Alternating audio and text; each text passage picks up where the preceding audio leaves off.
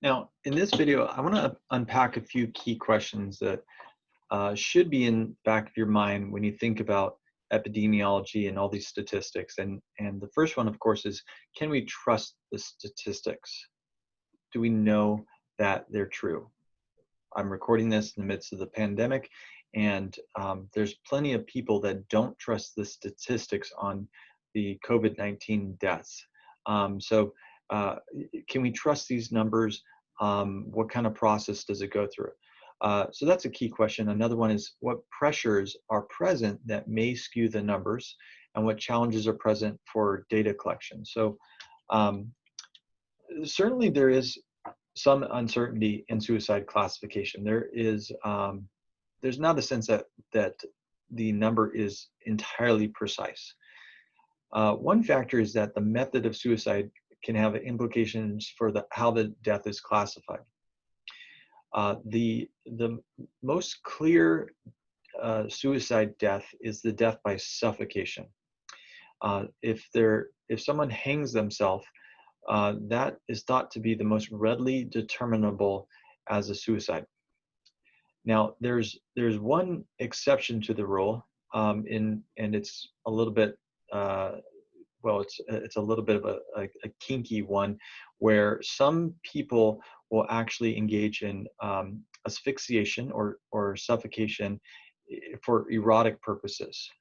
They find that choking themselves while engaged in sexual acts can be part of a sexual experience.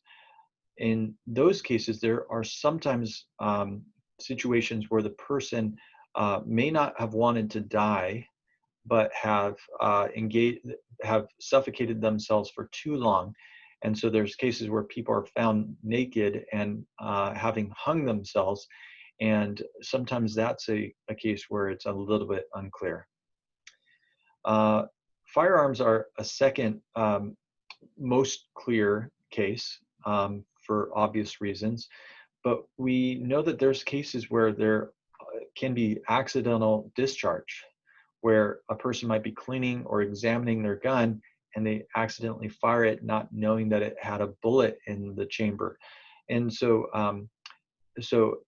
generally, again, firearm deaths, self-inflicted deaths can be classified as suicides, but there are some cases where it's a little bit questionable.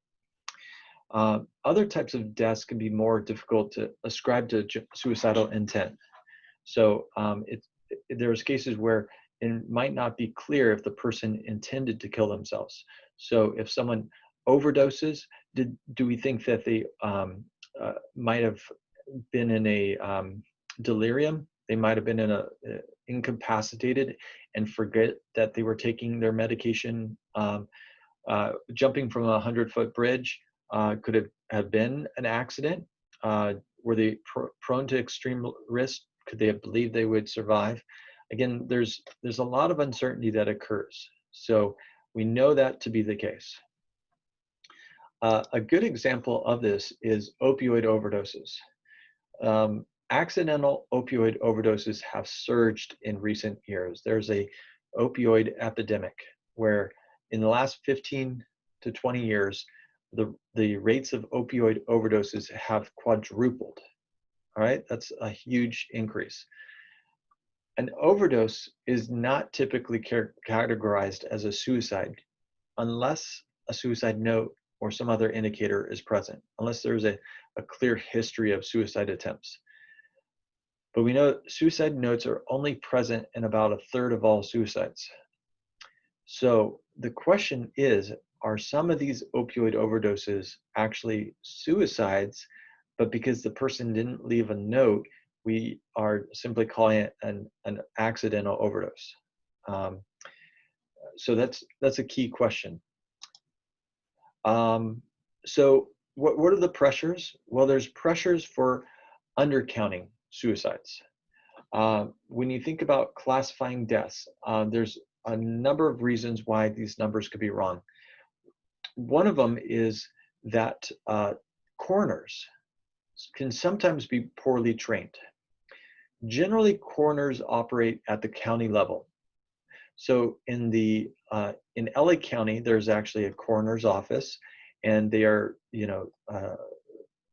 extensively trained. Their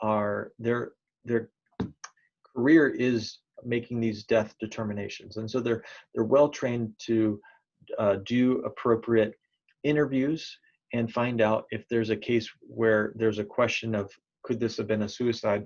Uh, the the coroners in these areas are well trained, but we know that in some counties and in other states or even some counties within California, the coroners are only part-time. They maybe work full-time as a physician, and so in those cases, they may not um, see suicide deaths very frequently, and they may not know the best methods for making a suicide determination.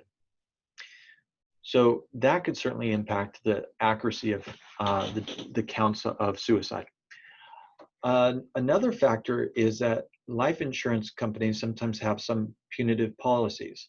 So in a case where a person may have a, killed themselves after recently taking out a life insurance policy, I mentioned this before, that within the first year, if a person, in some states it's 1 year, in some states it's 2 years, if a person has just taken out a life insurance policy, the life insurance policy won't pay out. And so in cases where the family would like to receive that life insurance benefit, there might be some pressure for the coroner to determine that it wasn't a suicide death, that it was an accident. And in those cases, there's some pressure put on them to be able to receive that money. Then we know that bias can shape the way that people make determinations about suicide. So if suicide is the hot topic, it can bias people to be more likely to determine that a death is a suicide. Whereas we know that hot in discussions in culture is this the opioid overdose epidemic. And so there might be a bias to attributing it to accidental overdose as opposed to intentional overdose. Another factor is stigma and cultural opinions. We know that the stigma of the coroner and sometimes the stigma of the family can have an impact on the determination. So if a person struggled with depression and thoughts of suicide, the family members might not share that with the coroner who's trying to interview and make a determination, and that can affect it. And certainly we know in other countries, less so in America, because again, we have good systems in place for collecting data, but in some developing countries, there are strong stigmas against suicide that can shape the way that they attribute different types of deaths. And of course, again, just to repeat, there's complexities about determining death that can make it difficult even for a well-trained coroner. Another factor is this idea of intentionality as a continuum. A coroner has to determine two things, because a suicide requires that they have an expectation that they could die, and they have the intent to bring about their death. So the coroner has to determine, did they know the dose would likely be lethal? If they clearly believe that the dose would be non-lethal, that's actually a case of self-injury that may in fact have led to their death, again, because they may have believed it to be non-lethal, but it actually was lethal. The other factor, of course, is the intent, and that's a really difficult one to discern with someone who has already died. How can you assess whether they intended to kill themselves? So again, the coroner has to do interviews and understand what was going on, figure out if there was reasons that contributing factors to the suicide death, and that can be really complex and really difficult to determine. And so it's certainly a hard task.